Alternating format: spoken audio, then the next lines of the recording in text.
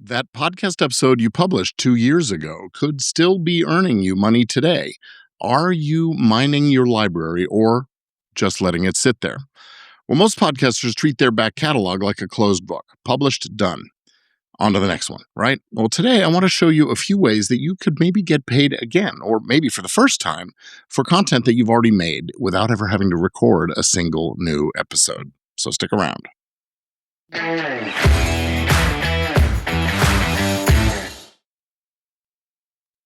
I'm Gordon Firemark, the podcast lawyer, and this is Legit Podcast Pro, the show that helps podcasters protect their shows and find the business value that they've already built with strategies that you could put to use right now, today. So, a few days ago, I got an email from a podcast producer. She'd been digging through the legal forms and templates available over on my site, podcastlawforms.com. She was looking for one specific thing, a contract to use with a guest who wanted to reuse clips from their episode for their own marketing, their own advertising. This is not a rebroadcast, not a syndication deal, just a guest who liked how they came across and looked and sounded and wanted to put a piece of that episode on their own website and their social media feeds and on their own sales page, maybe use it as an ad here and there. And the producer didn't mind that, but didn't have anything for that either. No template, no standard agreement, no process, just an email that she really wasn't sure quite how to answer. Now, here's why that email stuck with me, because it's proof that your back catalog is already generating demand. Somebody somewhere probably wants a piece of what you've already made. The only question is whether you're set up to say yes to that safely and on your terms. See, every episode you've ever published still exists. It still has value, and in most cases, it still belongs entirely to you. That's not nothing. That's inventory. And most of it is just sitting there doing nothing while you pour all your energy into whatever episode comes next.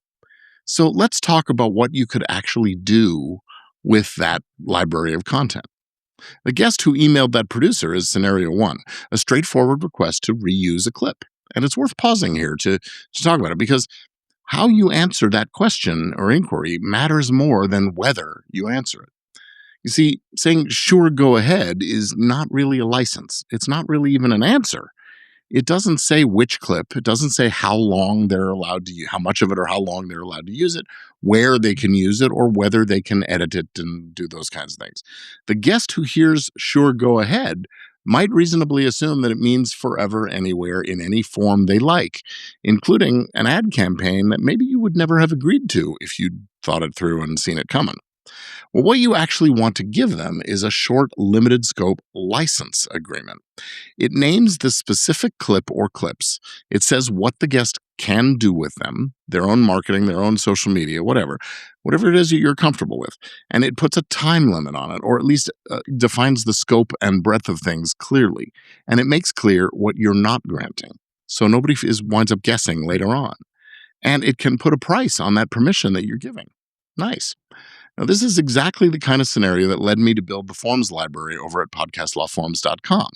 Now, in this case, I actually haven't yet uploaded that particular form, a limited use clip license sized for precisely this situation. That's on my to-do list for tomorrow. Somebody asks, you send them a document, they sign it, everybody knows exactly what they agreed on. It takes the guesswork out of a conversation that most podcasters are currently handling by gut feel and good intentions. But here's where it gets more interesting. That email wasn't just an opportunity to grant a license. It was much, much more. It was an opportunity to sell a service. Think about what most of us are already doing. If you're putting out shorts or reels or clips to promote your own show, then you already have the workflow in place. You already know how to find the best 30 seconds of a conversation. You already have the editing process locked down, and pulling 2 or 3 clips that showcase a specific guest, not really a heavy lift. It's a slight tweak to something that you're probably doing already anyway. So instead of waiting for a guest to ask, why not offer it? Say at the end of the recording, hey, I could put together a couple of highlight clips featuring you ready for your own marketing. That's not a favor anymore. That's a service that you're providing. And it's one that you are uniquely positioned to deliver because you already have that raw footage, the editing chops, and this is the part that matters, the actual rights to the underlying recording. Now, once you're creating something new, the legal picture shifts a little.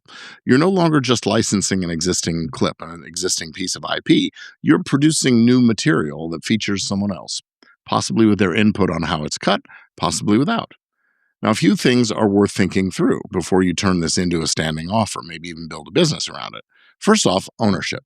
You're the one producing these cut downs, so you should be clear about who owns them. Typically, that's you, with a license being granted to the guest for their use.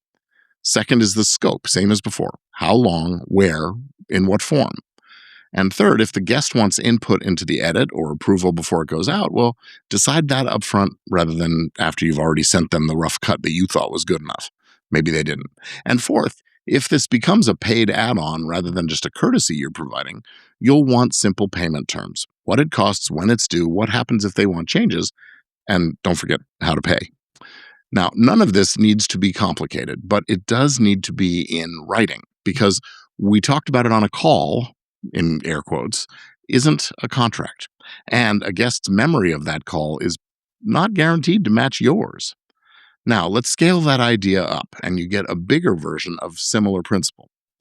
Instead of one guest wanting one clip, imagine a network, a platform, a media company, maybe a local radio or TV station wanting to carry your existing episodes, full episodes, not just clips, in exchange for a fee or a share of revenue or an opportunity to sell ads on their air, something like that. That is called syndication. Same underlying logic as the guest clip license. You're granting a defined, limited right to use content you already made. And the difference is scale. And usually the stakes go up along with it, which means the contract terms deserve more attention, not less. Or imagine a brand, a course creator, or a media company wants to use excerpts from your show, audio, video, maybe even a transcript, inside something they're building. A compilation or a training program, a documentary.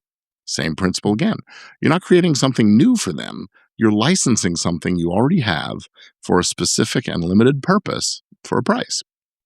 And one more version worth a quick mention, and that is repackaging your own catalog into something new that you sell directly. A best of compilation, a themed clip series, material pulled from old episodes and folded into a paid newsletter or a course. This one isn't licensing to somebody else at all. It's you remonetizing your own work in a new form. So 5 different scenarios here, one underlying idea. The work you've already done doesn't stop having value the day you publish it.